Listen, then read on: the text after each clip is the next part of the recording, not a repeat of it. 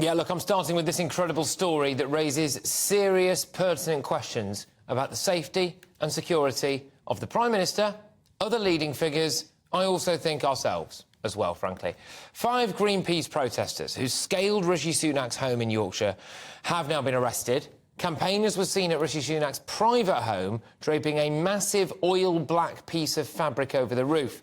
Mr Sunak and his family are currently away on holiday in California, but that is not the point. That is absolutely not the point. They were not to know who may have been at that home. There is nothing now, I would argue as well, stopping them doing it to your house or other celebrities' houses or other politicians' houses or anything along these lines whatsoever. And I think that they are getting more and more and more extreme, and it is going to be a problem unless it is nipped in the bud now. Bear in mind, we are dealing with a group of people who genuinely believe that the doomsday clock is ticking. And at what point do they think, well, look, it's the end of the world, or I do something even more extreme? And at what point do people die? Look, Mark White joins me now, our Home and Security Editor. Mark, you revealed some staggering news about how long it appears to have taken the police to actually react to this. Yeah, there's a gaping chasm, I think, with what the police are telling us about the time that they responded to these protesters on the roof. And when the protesters said they were actually up on the roof, the protesters were saying it was about 6 in the morning.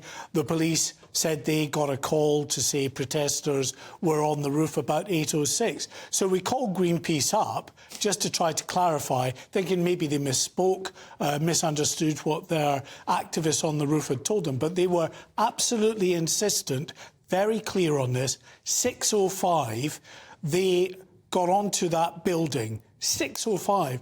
In fact, they were saying on the phone to us, they couldn't believe just how long it took the police to respond. They were sitting up there for hours and no police response. So I think some serious questions here for North Yorkshire. They said in their press release that this was a swift response. Quite aside from the very worrying indications from this, that there doesn't appear to be any security presence on the ground, regardless of whether the Prime Minister is in residence or not, it's a sensitive building. Yeah, no security presence on the ground. Clearly, no sensors or anything that would have alerted police before that. The question for me is, if it takes the police around 2 and a bit hours to turn up to a Prime Minister's house when people scale his roof and do whatever else they do there, realistically, how long can you and I expect it to be for the police to turn up at your house if somebody breaks in there? I think that is quite an astonishing question. Let's just stick there, Mark, with the issues facing some politicians. I think this could give a green light to terrorists, to nutters who want to go out and attack our politicians and public figures, like we saw with David Amess. Well, this is it. I mean, some people, you know, might accuse anyone of saying how worrying this is of hyperbole, that, look, this is just eco-activists, why are you getting your knickers in a twist over such an issue? But actually, you just need to cast your mind back to 2021 and the murder of David Amess in his constituency, to Jo Cox and the murder of that MP in her constituency.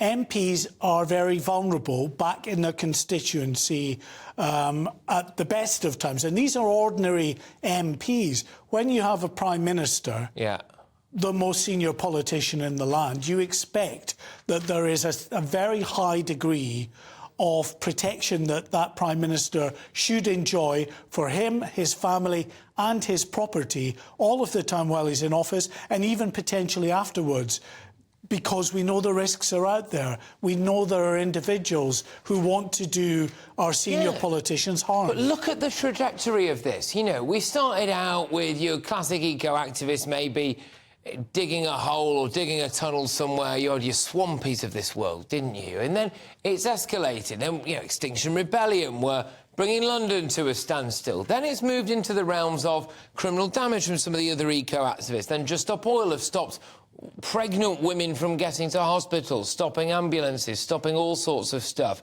And then we've had people actually going round to George Osborne's wedding and ruining that. Now we've got people scaling the Prime Minister's house. If you look at the trajectory of this stuff, and all they're getting is a slap on the wrist, just a little slap on the wrist, oh, don't do that again. They're on the top of our Prime Minister's roof, laughing at how long it's taking the police to turn up. I just find it absolutely scandalous, Mark. I mean, how long is it before we have to clamp down seriously on these people? Yeah, look, I don't know what the trajectory is in terms of how far those eco-activists with very real concerns about the direction of travel for our planet feel that they might have to go in the weeks, months and years ahead to get their message across. None of us know that. But just take it back to the very real issue, the real issue that we've seen all across the world with political leaders who are regularly targeted by those who genuinely do want to cause them very serious harm. And that means, that's why in the US, your president, your vice president, your senior government officials all enjoy Secret Service details in France, in other countries around the world of any note and consequence. Their political leaders are well protected, and their families are, and their properties are. Look, and we were going to do a different story with you today, Mark, actually, before this happened. And I think it ties in a bit, because there's been a risk league table almost, I think, published, hasn't there?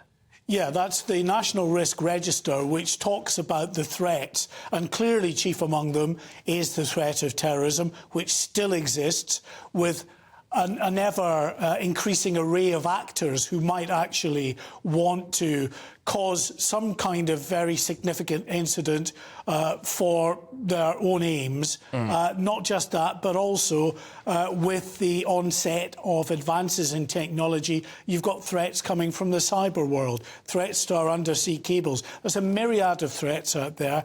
The world is a much more dangerous place. State actors as well, they're a very significant issue. We know that from the evidence that's been gathered, Russia have been on the ground, have assassinated or attempted to assassinate dissidents in this country, spying as well. We know regularly from reports back from MI6 about those operatives on the ground in this country.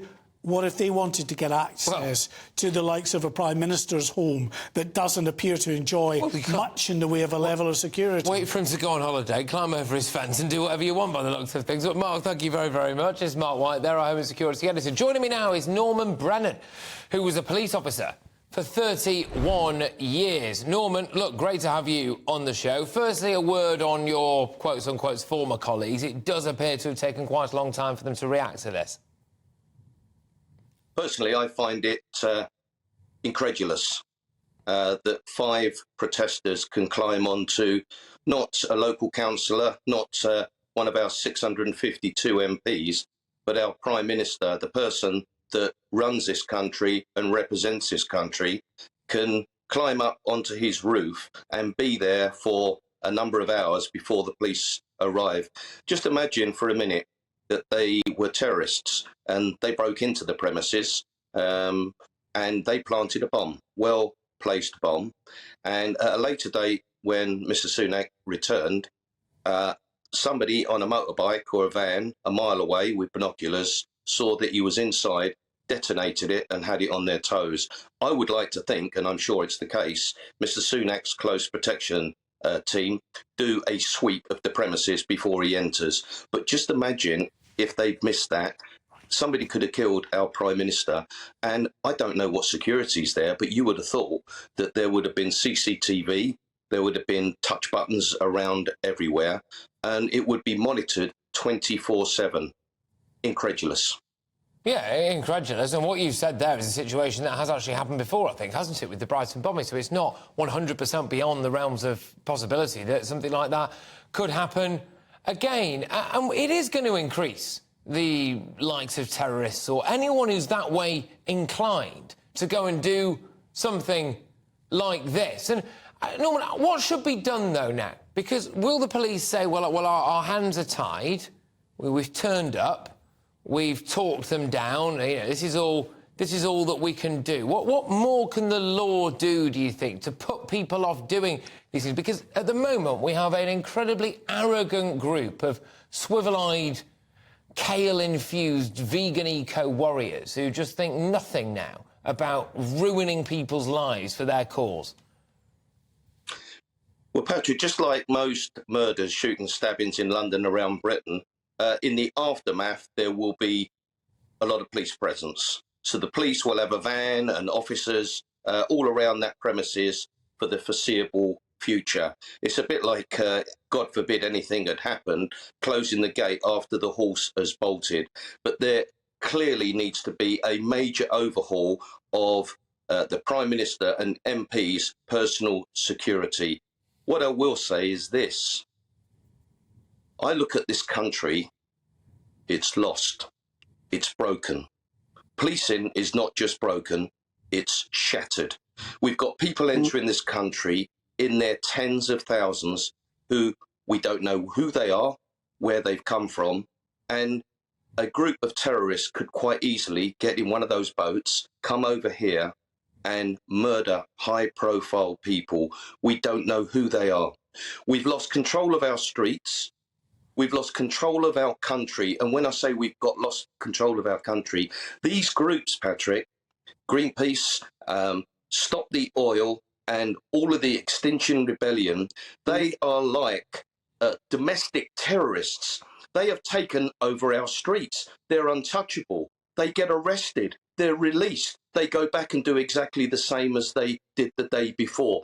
There are a wire that they have pushed, and not just pushed, they've cut. They've cut through it, and guess what it is they want? Publicity. Guess what we're now currently giving them? I know. This is the tightrope that people like me walk, which is I wish that I could just ignore this lot. And in fact, it's been a heck of a long time since I've had Just Stop Oil on this show. I'm not sure I'm going to get them back on. But when people scale the Prime Minister's home and attach themselves to the roof, and then it takes hours and it raises all these serious questions, I can't not cover it. But I hear what you're saying. I get emails in saying this, don't give them the publicity. Well, we're not really giving their cause publicity, are we? I think we're kind of absolutely slating them, to be fair. But I get what you're saying. Norman, thank you very, very much. Norman Brennan there, who's a police officer for 31 years. Strong stuff. What do you think? gbviews@gbnews.com. Of course, there's more on this on our website. Any breaking developments, of course, gbnews.com. It's the fastest-growing national news site in the country. All the best analysis, big opinion, and that latest breaking news. We are, of course, campaigning as well to stop the UK becoming a cashless society. The campaign is called Don't Kill Cash. We've got more than 242,000 people signing it. Thank you very much to every one of you. We are less than 8,000 away from our target of 250,000. So maybe, just maybe, we will hit that target by the end of play today. Who knows? The petition is on our website, gbnews.com/cash. Or if you've got a smartphone, use it. Click on the QR code. You all know what you're doing by now. It'll do the rest. Help GB News with our campaign to tell the authorities, don't kill cash. We need to have some self-control over our money. Anyway,